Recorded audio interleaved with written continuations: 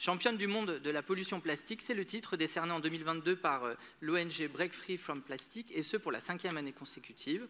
Et la firme dont nous parlons ici, c'est Coca-Cola Company, et le produit en question, c'est le soda Coca-Cola. Je pense que nous serons toutes et tous d'accord ici pour dire que ces chiffres témoignent clairement de l'incompatibilité de cette firme avec les ambitions écologiques de la ville, des ambitions qui nous ont permis de nous prononcer pour la sortie du plastique, y compris jetable, dans notre quotidien dans les services, ici à l'hôtel de ville et comme dans nos mairies d'arrondissement.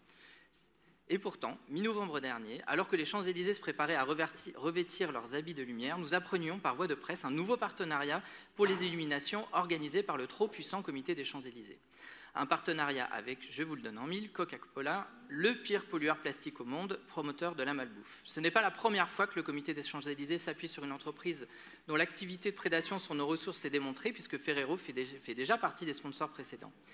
220 000 €, comme je vous le disais, c'est le montant de la subvention qui nous est proposé de voter ici, alors dans un cadre de convention pluriannuelle qui lie la ville au comité, mais ce nouveau partenariat climaticide surprise confirme que les écologistes avaient raison depuis le départ. Ne pas conditionner nos subventions au renoncement à ce type de sponsoring nous met en difficulté.